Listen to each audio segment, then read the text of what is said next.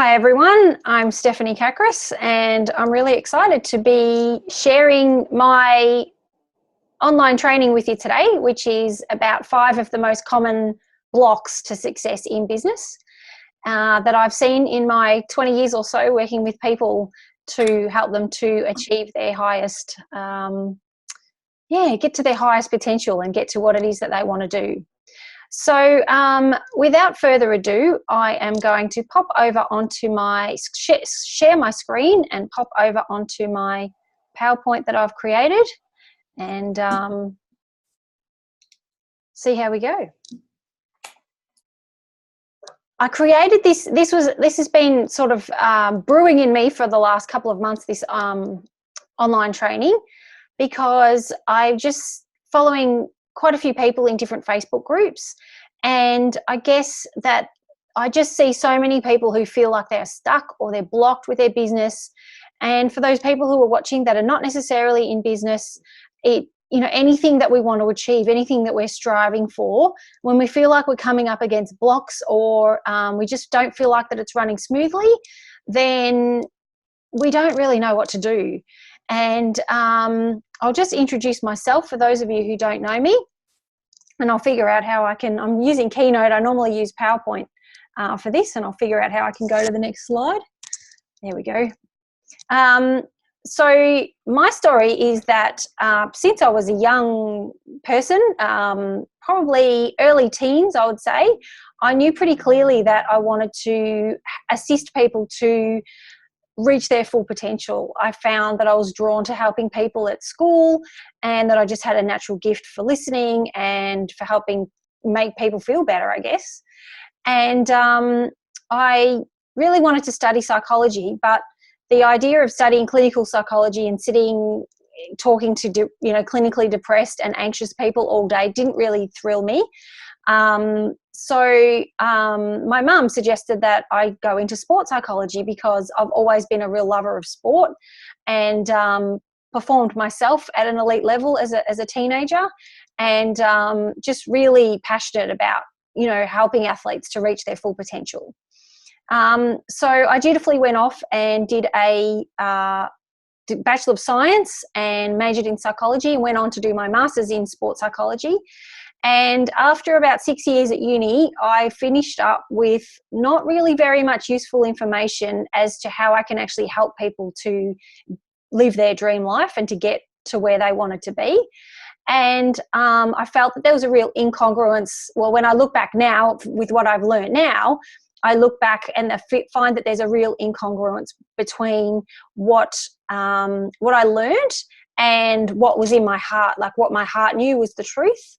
And in psychology, I never learned any basic counselling skills. I never learned how to build rapport with clients. I never learned about emotional intelligence, or there was no real mention of emotion. There was a little bit of meditation and visualization for the athletes, which was great, which I really enjoyed, but it was only a very small percentage of what I actually learned. And because of that incongruence, I myself developed a whole lot of health disorders. I had irritable bowel syndrome, I had anxiety, and I was just a shell of the person that I was when I was a teenager. Anyway, I went out and, because I was really passionate about sports psychology, I did a lot of free work, and I tried my hardest to get into some sports teams, but I didn't have much confidence because I didn't really know what I was doing, because I didn't feel like I had the tools. And I did okay, and in the one-on-one sessions with athletes, I did well, and I sort of relied on my instinct to a certain extent. But it wasn't until I'd been doing that for a number of years that we came across a personal development company called Beyond Success, where I actually learned about emotions, about how to connect with people one-on-one, and about spiritual energy work a little bit. And from then on, I've done my own study and reading. I've spent probably the last 8 years, I guess, doing my own reading and studying into the law of attraction and into what are we really here for and all that kind of stuff. So I'm going to share that with you today. Basically, my 5 sort of top sort of steps. I'm going to share with you, but I'd like to hear from you. So for those people that are watching and talking, what's one thing that you would like to achieve if you were totally free from any blocks? And if you're watching me on the recording, just going to do that, and then I can see my chat screen. Yeah, you'd think that I would have figured out how to share my screen properly by now. I've been doing this for a little while. So for anyone that's on the call, what about you? What's one thing that you would like to achieve if you were totally free from anything standing in your way, any blocks, anything like that? So for some people, it is, I know for some people it's about writing a book. I know some people that's sort of a real passion for them, is that they would love to write a book. For some people, it is to take their business to the next level so that they can really step into their own truth of who they are and who they want to be, but they feel like fear and a lot of things are holding them back from doing that. Another thing, business, performing, that's another thing that's really common, and I love watching all those talent shows and seeing people find the courage to actually get out there and perform and be on stage and conquer their fear of being exposed or that kind of thing. So if you're watching the replay of this, tell me what's one thing that you would like to achieve if you were totally free from any blocks. Just write it down and have a think about it, because we don't often even allow ourselves to go there because we're afraid, to even sort of say it out loud or write it down or anything. But that's what I want you to keep in mind as we go through the training today. So the number one block is, for a lot of people, is fear of failure. And okay, so we have someone else that's joined. So James has just replied saying, take business to the next level, function at a higher level, overcome all procrastination. We would just have that confidence to just get on with it, wouldn't we? So the first one is fear of failure. And where does fear of failure actually come from? Because it's such a pervasive blockage or energy for a lot of us that are really trying to step forward into our own path. And these are all things that I continue to face and continue to deal with as I take my business to the next level and to the next level. And, I feel so grateful that I've got some tools and I've got some support about how to deal with them and how to continue to move through them. So the first one is fear of failure. So where does the fear of failure actually come from? So fear of failure is really fear of rejection. So let me just see if I can enter full. No, I don't want to enter full screen. I want to view this slide. That's better. So the fear of failure is really fear of rejection. So belonging to a tribe or to a group is a really powerful life force that we underestimate because of our culture and the way we actually live our lives in this sort of modern day, where we've always got people around us. But the fear of rejection and the need to belong is actually a basic human need for survival, because in the tribal days, we were very much dependent on, and we still are, we just don't sort of realize it, we don't sort of acknowledge it so much because, but it's a basic human need for survival. It's a fundamental human need to actually feel like you belong and to be accepted by a group and to have supportive people around you. We really want people to like us, and it's a very primal thing. So we want to be good at things to please others. And this started from when we were very young. Our parents would give us love and affection when we would do something good. They would withdraw their love and affection. They would yell at us, or they would ignore us, or not be happy with us when we did something, bad or something that didn't approve them. And so, and then we go to school, and school is very much set up for, achieving and needing to fit the status quo. And a lot of what they value at school in terms of success is not necessarily the qualities that are within many of us. Academic success is only a very small, really suits only a very small proportion of the population. So we really want to be good at things to please others. And we're taught to define ourselves and our self-belief by our achievements and what we're good at. So if we step out into the unknown and we try something that we've never done before, we come up with this fear. It's a fear of being rejected. It's a fear of people not liking us. It's a fear of not being good enough, and all those sorts of things. And it's a really tricky one to overcome. And a little bit later in the training today, I'm going to share a different paradigm that I've learned to overcome these fears. And to me, the cognitive, old-fashioned way of acknowledging our fears and changing our thoughts only helped me to a certain extent, and I find only helps my clients to a certain extent. So that's the fear of failure. Okay. This is the first time that I've used Keynote. Usually I use PowerPoint, and I didn't rehearse the actual slideshow. Oh, there it is, play slideshow. I probably should have done that. That's better. Oh, look, there we go. So the next one is the fear of success. So what are you scared of if you succeed? So for those people that are actually on the call, and I can't go full screen with my Keynote because then I can't see and my husband will say, oh, you should have used 2 screens, but I didn't set it up that way.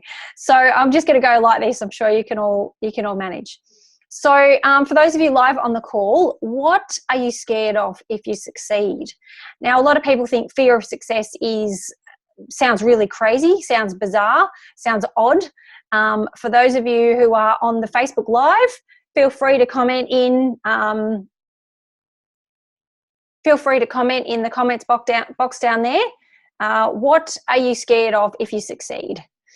So for me, as an introverted person and as a mum who's got two beautiful children and a husband, one of my fears of success is that I will become all consumed by my business and not have enough time for my family.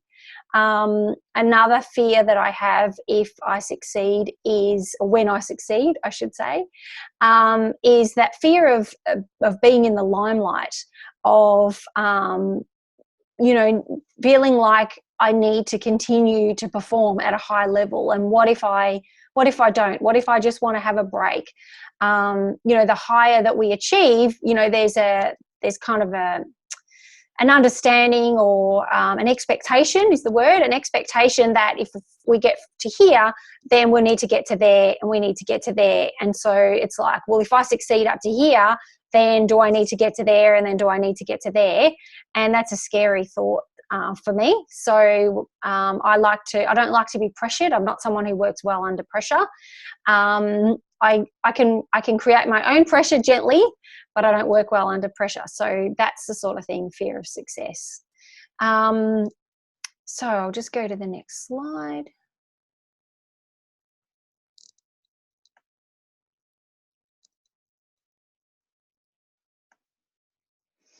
So the fear of success is really fear of rejection, just as fear of failure is fear of rejection. So we all have a fundamental resistance to change, even so-called good change. And the neuroscientists who study the psychology of performance and the psychology of achievement tell us that in this modern day and age, they can do CAT scans while people are imagining being successful or achieving their goals or whatever. And it still ignites a fear, and it sets off our amygdala, which is the part of the brain that is the fear center. And it puts up a huge big stop sign, because our amygdala, which is the primitive part of our brain that's present in all mammals, is a very powerful lifesaver, I guess.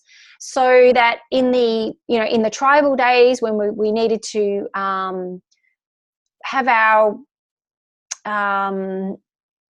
have our life constant and not have fear of change and fear of, life changing events, I guess, that would have actually tapped into our survival, like affected us whether we survive or not.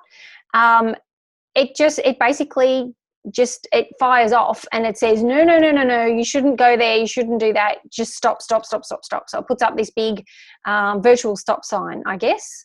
And it's a fear that we will outgrow our friends in terms of success, because we generally surround ourselves with people who are at a similar level to us, similar level of income and a similar level of, sort of social status.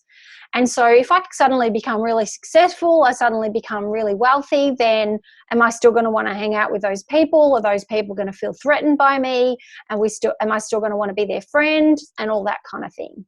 So another thing about fear of success is that having more choices can be scary.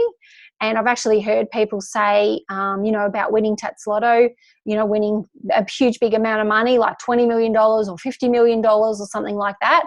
Oh, I wouldn't like to be responsible for having that much money. I don't know if I'd be able to manage it properly. It would be too much responsibility. How would I know what I wanted to do? And we like to have, our brains like to keep the same parameters that we're in. Another thing is the tall poppy syndrome, which here in Australia is quite prevalent, where if you stick your head out and you shine, that you might get disliked by other people. Other people might try and cut you down. And that I find that's quite prevalent. And, I even find with my kids at school, if they succeed at something, if they want to, put their hand up and do really well at something, that their friends can often give them a hard time about that. So that's another sort of underlying fear of success, thing and where it comes from. So the third sort of main success block is self-doubt. So the self-talk that goes on in our head is, who am I to be this successful person? Am I really up for this?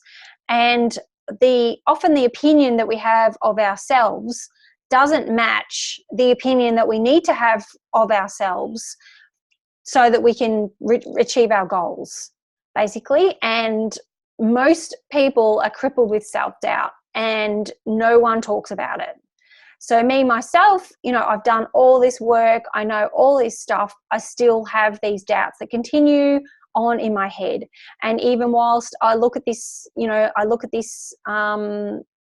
session that I'm doing, I have this little voice that's going on in my head in the background saying, Stephanie, you're not talking clearly. You keep saying a lot of ums. I'm not, my PowerPoint didn't work. I haven't shared my screen properly. What are people going to think of me? And so I've got this dialogue going on in the back of my head. But I've learned that that's just part of being human, and rather than want it to go away before I actually do anything, I just continue on anyway.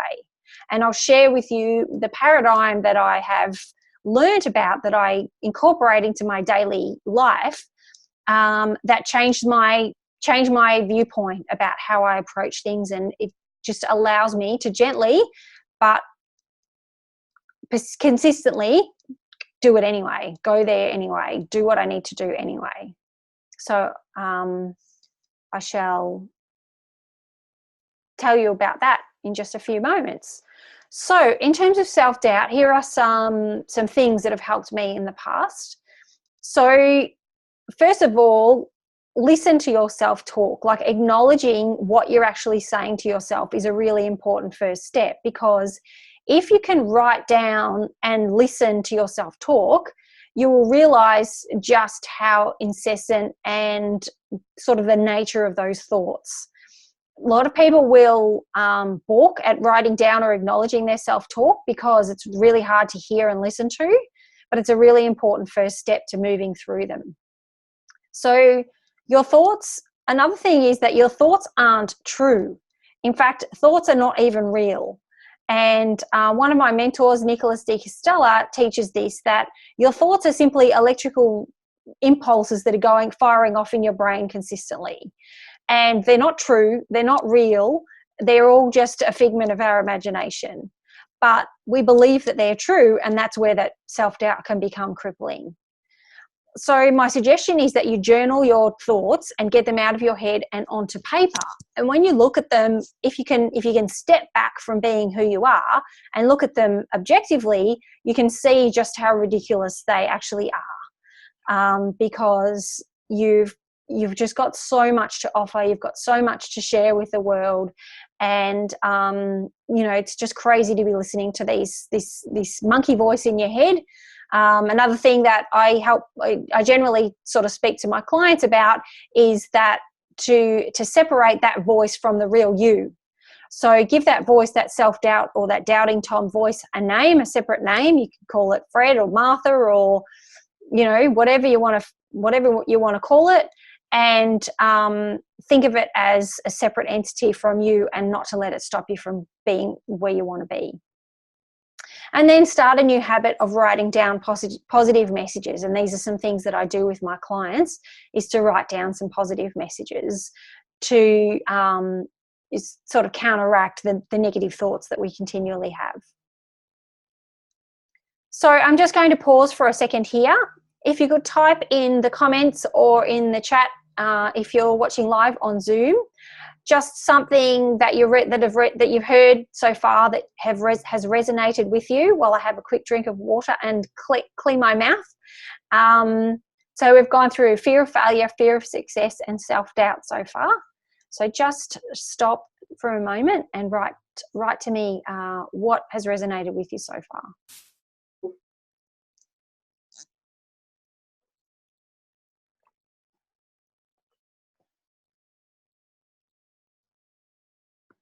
Okay, yep, cool. Fear of success, not something that you've thought of before.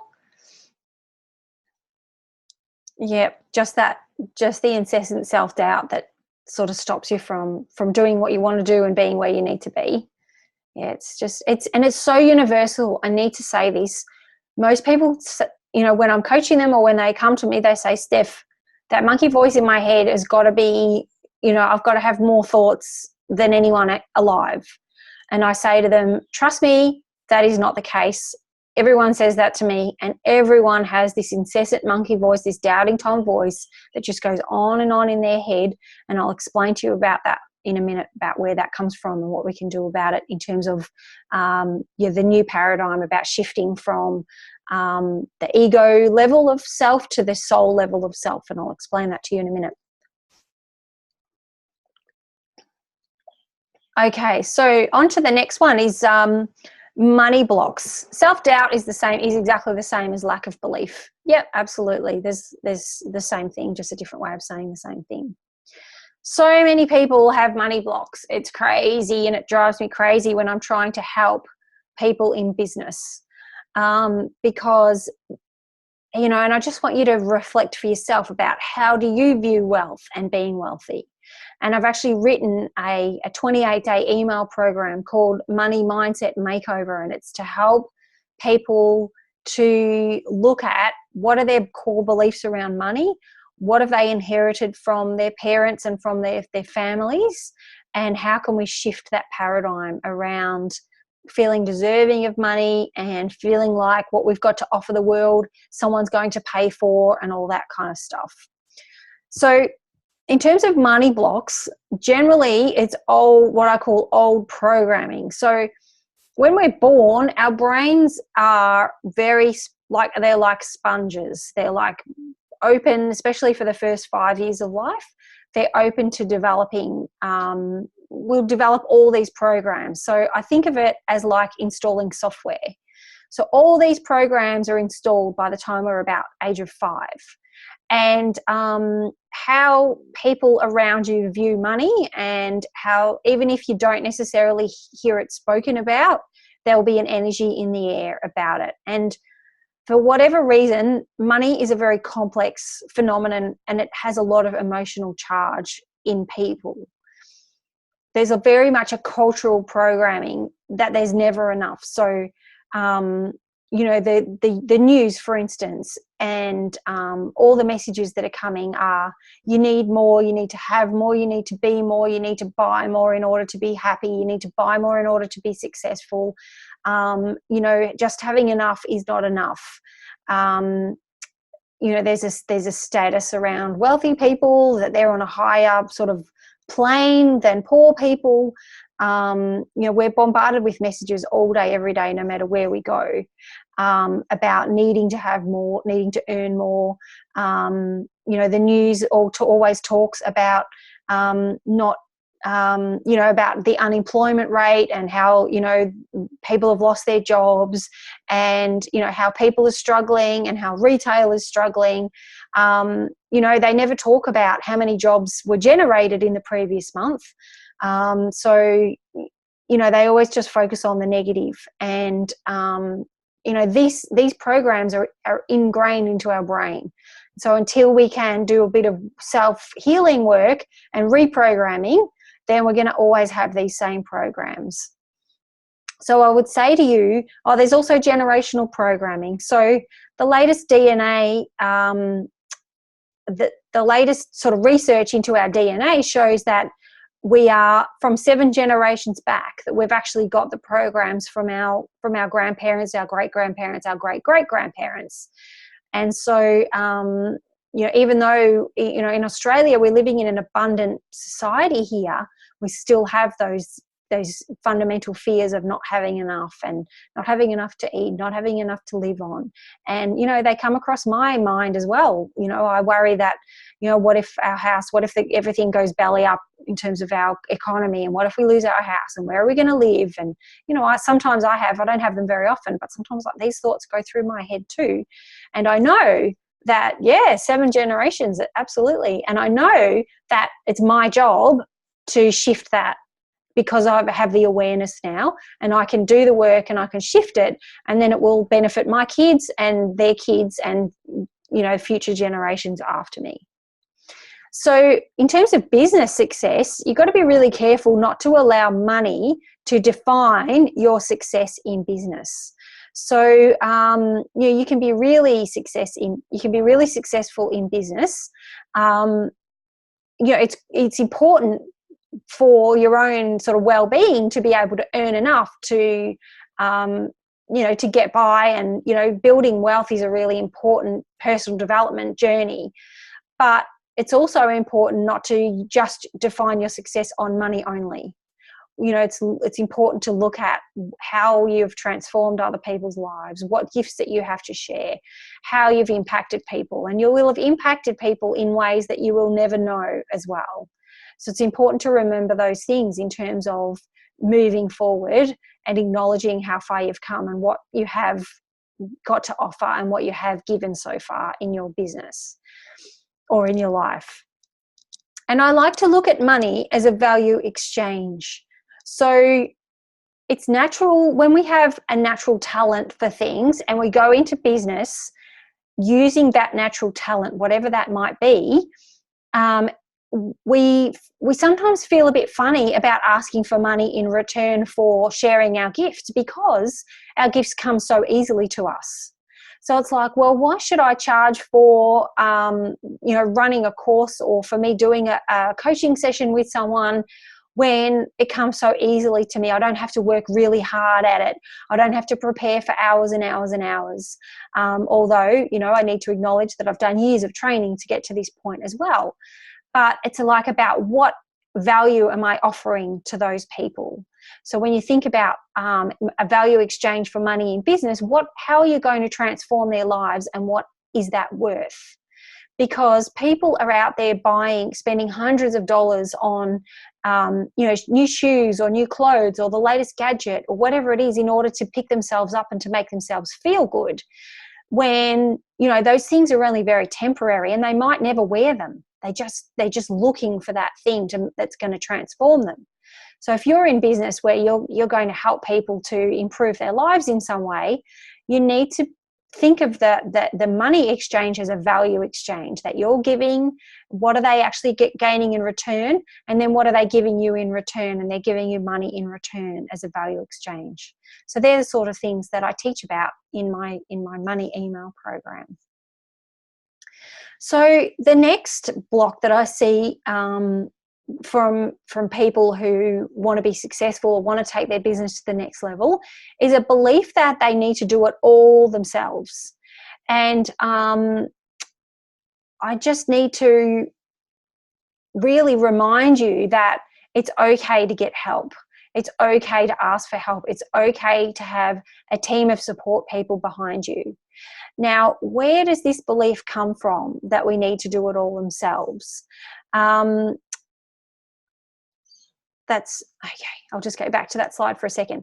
Where does that come from? And I think that one of the places it comes from is that when we try and share and be open and vulnerable with people who, who we're asking for help, that they might not be the right people that we're sharing with, and they just bring us down. So they might say, why are you going into business? That's really difficult. That idea is not going to work. And they're what I call dream stealers. And so whilst I encourage business owners and anyone wanting to take their life to the next level to surround themselves with a team, it needs to be the right team. It needs to be the right people that are going to cheer you on and to help you get to the next level, rather than people who are going to be dream stealers and bring you down. And, we get burnt by those kind of people, and therefore we don't necessarily want to, we don't want to share because we're scared, or we just feel like, well, we know enough, we should be able to do it all ourselves. So we all need a support team. So my experience with athletes when I was working with elite athletes after I'd done my sports psychology is that we all have a team of they all have a team of supporters and a coach to help them through. It's pretty rare that you see an elite athlete without a coach. The benefit of having a support team is that we can be really busy being busy. And I can certainly relate to this because I've spent many years busy being busy and not necessarily busy doing the right things that's going to take me to the next level. And having someone on your team that is sitting up in the grandstand and watching you play out your game of life on the field, they can see things that the coach can see things that you can't see while you're playing there. And so having someone separate to you that can point out those things is really important. Learning and healing from others is something that I continually do. I'm constantly getting my own sort of getting my own healing. I always have my own coach. I have a little mastermind group that I'm constantly bouncing ideas off because, I work on my own, and it's really important to have that. It amplifies success because energetically we need to have people to bounce ideas off. And when people believe in us and when people are supportive, then it just boosts that energy. So as long as they're supporting you and not bringing you down, which I've spoke about earlier. Now, I'd like to invite you to my Law of Attraction Facebook group, and I'll pop that up in the comments in the Facebook section as well.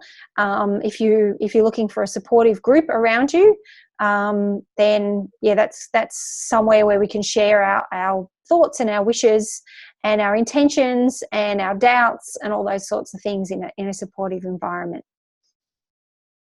So here's where I want to talk about a paradigm shift. So this is the shift that really helped me to overcome all my fears of not when I say overcome my fears and overcome my self-doubt, I still have the fears and self-doubt. But this paradigm shift is what helps me to move through it every day. So there are two ways to describe the paradigm shift. You can describe it as from being from in our heads to being guided by our heart center. Or another way of describing it is from the ego, living a life through our ego, to living a life through spirit and through our soul. So our soul's journey is to live our life in this human form and to grow and transform. So from what I've read, and this is what I believe, and other people might not agree with me, but this is what I've come to understand, is that we have a soul that is infinite and it lasts forever. And at this moment in time, we live in this human body on earth, and we have a soul within our body. Now, this soul has been all over the place. There are all sorts of dimensions and other parallel universes, and there's all this complex stuff that I don't really truly understand. But what I understand now is that my soul has decided to come into this body during this lifetime for a purpose, which is growth and transformation.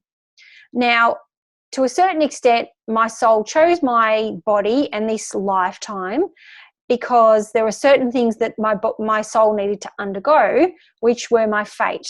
So I chose my family. I chose to live in Australia. My soul chose to be born to these parents and to have this generational, to have the children that I have. But at a certain point, we are also open to changing our future and stepping into our destiny, rather than just sort of going along, being predetermined by our fate. So for me to think about my journey as a soul's journey, more about growth and transformation rather than about achieving success and needing to tick a certain amount of boxes, and looking at that cultural paradigm of what success is, having a bigger house and having a bigger family and selling so many products and having so many people in my courses and all those sort of materialistic things. They're secondary now in my philosophy to what my true success is. And my true success, or my true purpose in life, is for my soul to grow and transform. And part of that growth and transformation is sharing my gifts with the world. So that's what I help my clients with, is to help them to shift that paradigm from ego, from head-centered, head-based, with all the fears and self-doubts and all those things, into a soul journey, lifetime purpose. So I just want to go through a case study, and this is an image of my client Sheena and her two of her beautiful children. And when Sheena came to me, Sheena works on a cattle property that her family owns, and when she came to me, her and her husband were completely fighting, like all the time. They were completely at odds with each other. They weren't working as a team at all. They're business partners. She was very unhappy with her situation. Nothing was happening on the farm in terms of her success and her, doing the right things that she needed to do to get the farm profitable, to make it profitable, and to set herself up for the future. She was always grumpy with her kids. She would, just didn't have the patience for them, was taking too much on, was super busy, not feeling like she was getting anywhere, spinning the wheels, etc., etc. So Sheena did my manifesting course, and she's also been coaching with me one-on-one, and she's completely shifted her paradigm around what her purpose is and how to actually approach her success with her business. So for me, I know nothing about cattle farming, as you can imagine. I know nothing about her business. I know nothing about what she needed to do in terms of getting her business to the next level. But what we did work together with was looking at her attitude and how she can shift her paradigm to enjoying every moment that that she experiences on the farm. And when I asked her 5-10 years ago what she wanted her dream life to look like, she realized that she was actually living her dream life right now. She was on her property. She had her 3 kids. She had a beautiful husband that cared about her. And she was so grateful for everything that she had. Yeah, okay, financially things weren't as good as she wanted. She wanted to really set herself up on the farm. But when she shifted her energy to realize that she was actually living her dream life, and that to actually appreciate every moment that she had right now, all of a sudden things in the business started to shift. So in a very short period of time of about 6 months, these business opportunities came up that her and her husband were on the same team. She completely shifted the way that she communicated with him, and they worked together. She just changed her attitude about everything, really. I helped her with a few parenting tips with her kids, and she became a much happier mum. The kids became much happier. They annoyed her a lot less in terms of just enjoying themselves. And, after 6 months, she stopped coaching with me because she just said, Steph, I don't need you anymore. I feel amazing. Things are really happening in the business. They've found their niche. They've found what they're doing. And they're setting themselves up for their future. So, this stuff really works. So, I just want you to reflect and ask for, what are we really here for? Like, what's the true meaning of success? And to just move beyond that old-fashioned, ego-focused or head-focused view of success. And, I put this image of these little plants that are growing because, we need to be planting seeds all around the place every day, but we're not necessarily seeing the growth of those seeds immediately. We need to tend to them. We need to nurture them. It needs to be a lifelong process that we need to be really patient about. So for me, the true meaning of success is to look at, what is your why? What is your personal why? What is your business why? What drives you? What difference do you want to make? So for those of you that are on the call, if you could type in, what difference that do you want to make for people? Like, what drives you to be in business? What drives you to make a difference for other people? And I'll just have a quick drink.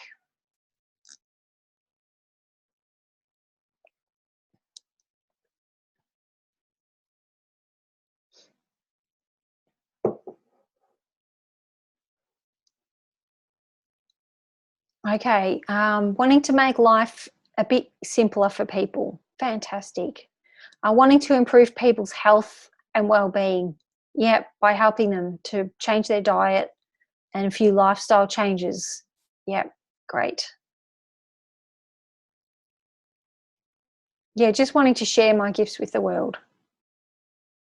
Okay, thanks. So it's really important when we talk about achieving your goals and looking at success to be really clear about your vision, your mission statement, and your ideal client. They're really things that are important to be clear about. Okay, someone else has said, to help people to be less stressed. Okay, so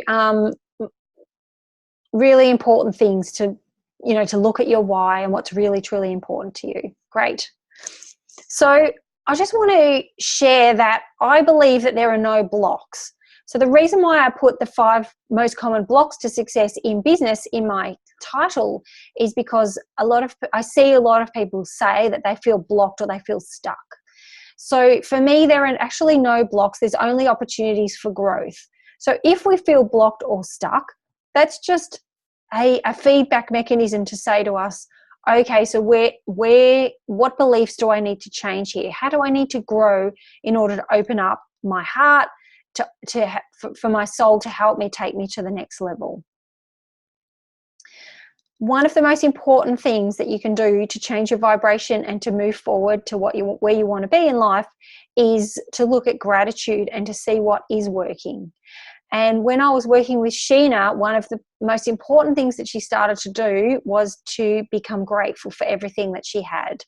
And it's such a powerful tool. And for those of you who have, seen me talk often, it's the number one thing that I always come back to is gratitude. What are we grateful for? Half the world's population live on less than $2 a day. We feel like we haven't got enough. We feel like we want more.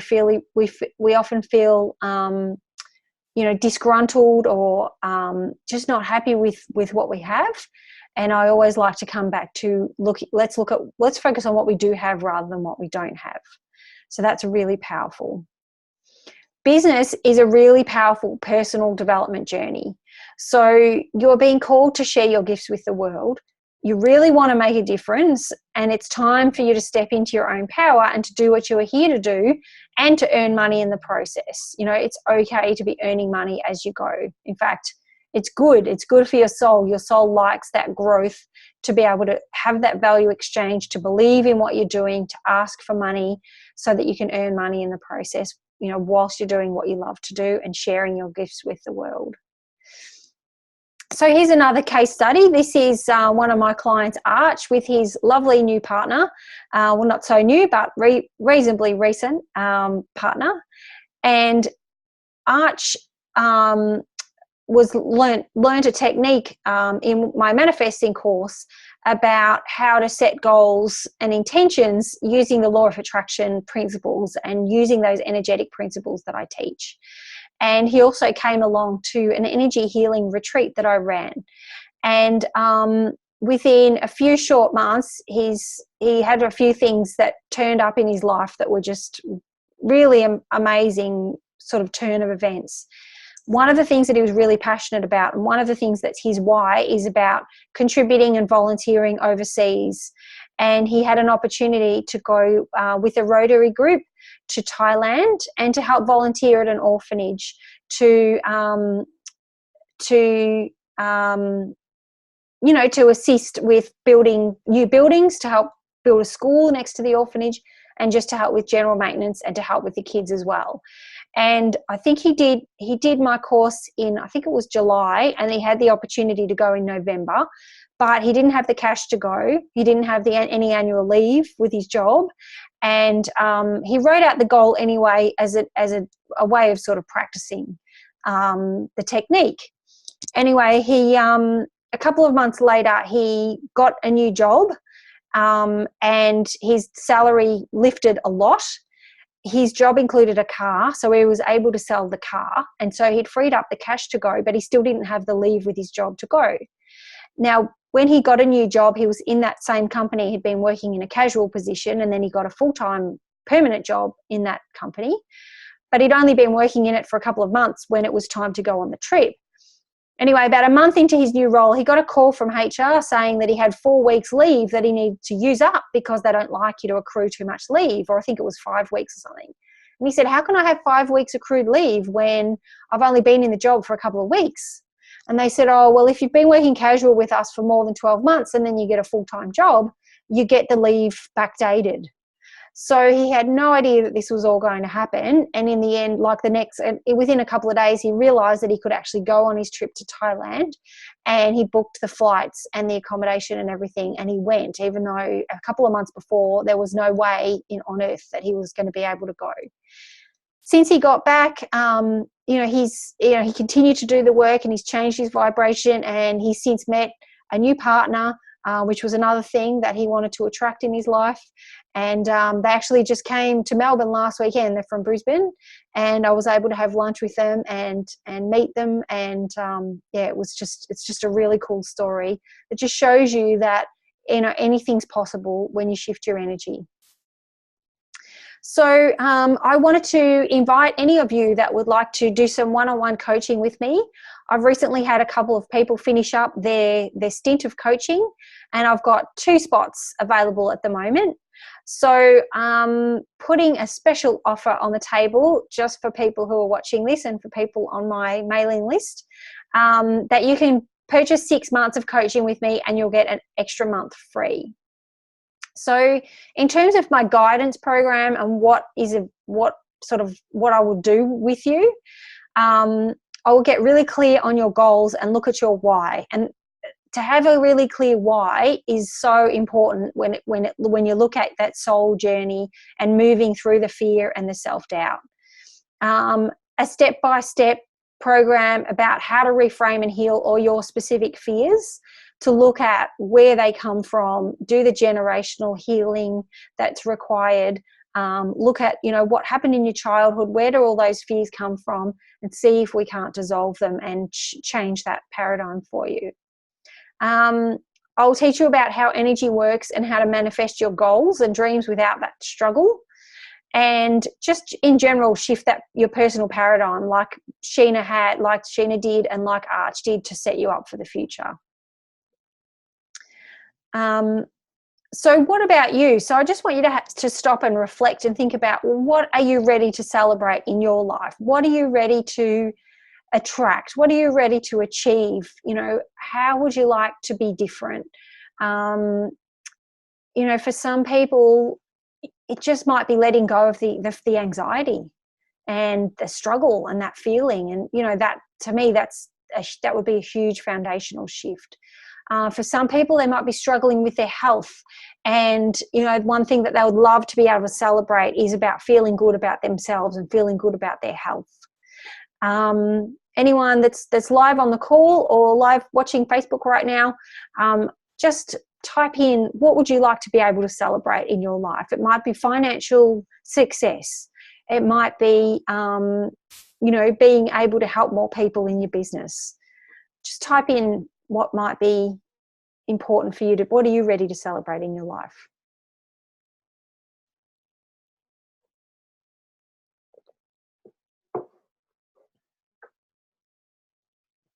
Yeah, okay, great. So to help people with their health and fitness, and to help them, you know, that will just, yeah, really make you feel good to be able to share how people can change their health, feel better about themselves.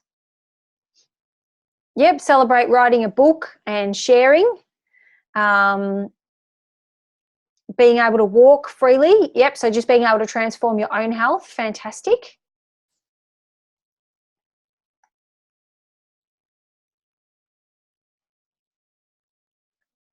Yep, to increase your earning power, to increase your money, your wealth, and to have, you know, less worries about money and about security.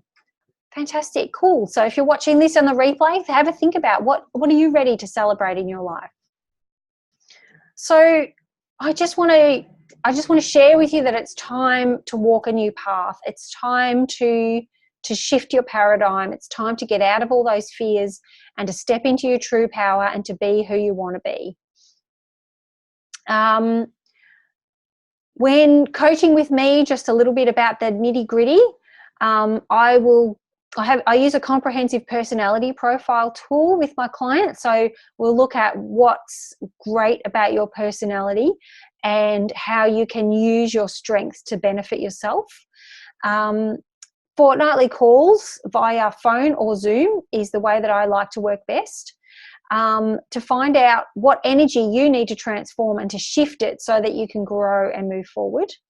And, you know, I offer business and personal coaching, and I've put personal in inverted commas because when you're running your own business, to me, they're one and the same.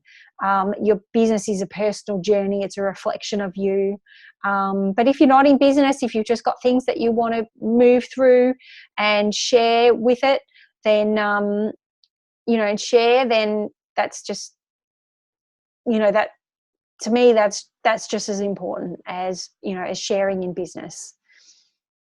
So I would encourage you, if you're interested in coaching with me, book in for a chat.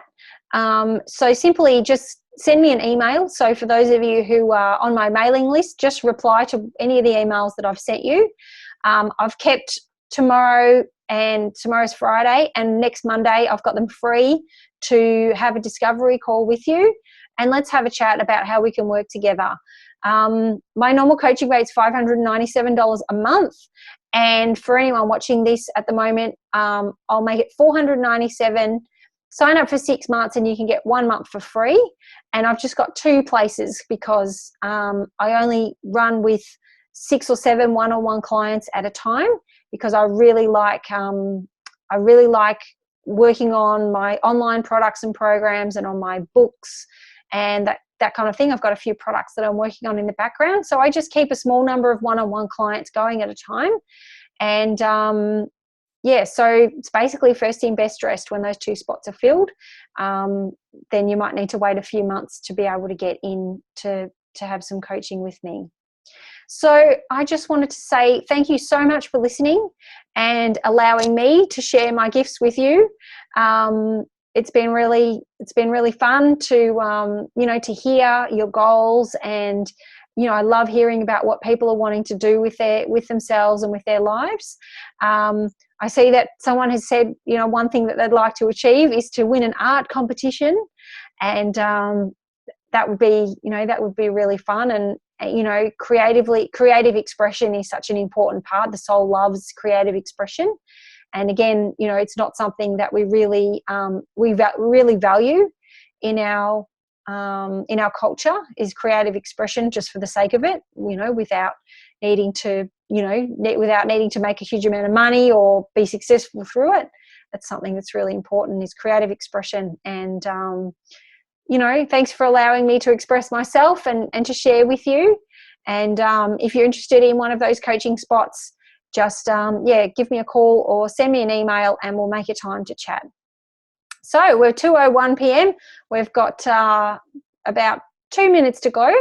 If anyone has any questions, I'll just stop for a couple of minutes and have let anyone ask any questions.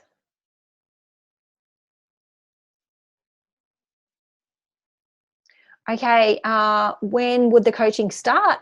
Yeah, so basically as soon as, you know, the first thing we'll do is just to have a call together, because just to make sure that I can actually help you and that you're, that we're a good match, I guess, that we're a good fit. I also have some other coaches that I recommend people to if I feel like there might be some things that I'm not able to help you with, which occasionally happens. Doesn't happen very often, but occasionally happens. And then we can get started right away. A couple of people saying thank you, you're very welcome. Some more information about the money course. Yes, so the money email course is a 28-day email course, and I'm probably going to be launching another one probably in June at this stage. We're going away for a couple of weeks in May, and then when we get back, I will be launching another session of that money course. You can find out more on my website, which is stephaniekakris.com anyway. And thanks. A couple of people saying thanks, Steph. You're very welcome. So thank you very much for being on the call. For those people that are on live, thanks to those of you who made it this far, if you're watching the recording. And I hope to hear from you soon. See you later. Bye.